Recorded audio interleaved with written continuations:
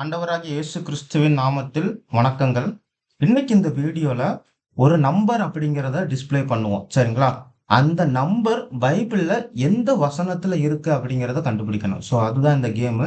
கேமுடைய rules வந்து பைபிள use பண்ணிக்கலாம்.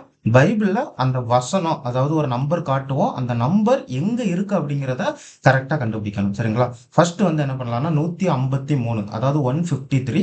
இந்த நம்பர் பைபிள்ல எந்த வசனத்துல இருக்கும்னு சொல்லி கெஸ் பண்ணுங்களேன் பார்ப்போம்.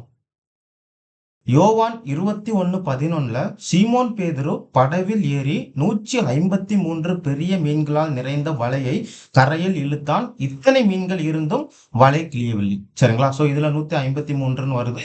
இதுதான் சரியான ஆன்சர். சரிங்களா? அடுத்த நம்பர் பார்க்கலாம். 276. சோ இந்த நம்பர் பைபிள்ல எந்த இடத்துல வருதுன்னு சொல்லி கண்டுபிடிக்கலாம் பார்ப்போம். ஸோ கரெக்டான ஆன்சர் அப்போஸ்தலர் 27:37 கப்பலில் 276 பேர் இருந்தோம். அடுத்த கேள்வி 930. இந்த நம்பர் பைபிள்ல எந்த வசனத்துல இருக்குன்னு சொல்லி கண்டுபிடிக்கலாம் பார்ப்போம். கொஞ்சம் கெஸ் பண்ணி பாருங்க. கரெக்டான ஆன்சர் ஆதியாகமம் 5:5. ஆதாம் உயிரோடு இருந்த நாளெல்லாம் 930 வருஷம் அவன் மரித்தான்.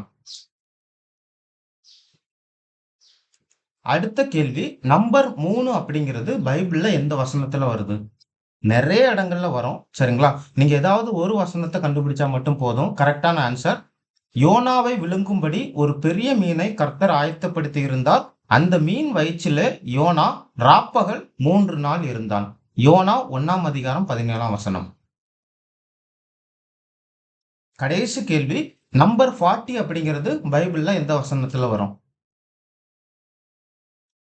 அவர் இரவும் பகலும் 40 நாள் உபவாசம் இருந்த பின்பு அவருக்கு பசி உண்டாயிற்று.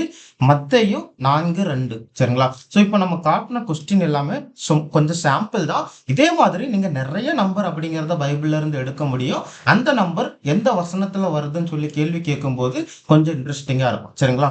ஓவராலா இந்த கேமுடைய பர்பஸ் என்னன்னு பாத்தீங்கன்னா, ஒரு நம்பர் அப்படிங்கிறத பைபிள்ல இருக்குன்னு தெரிஞ்சுக்கிட்டோம்னா நிறைய நேரம் நம்ம ஸ்கிப் பண்ணிட்டு போயிடுவோம். அப்படி போகாம அந்த நம்பர் அப்படிங்கிறது எதற்கு கொடுக்கப்பட்டிருக்கு அப்படிங்கிறத கொஞ்சம் ஆராய்ஞ்சோம்னா கண்டிப்பா யூஸ்ஃபுல்லா இருக்கும். உங்களுக்கு புரிஞ்சிருக்கும்னு நினைக்கிறேன். ஏதாவது டவுட் இருந்துச்சுன்னா கேளுங்க. கர்த்தர் தாமே உங்களை ஆசீர்வதிப்பாராக.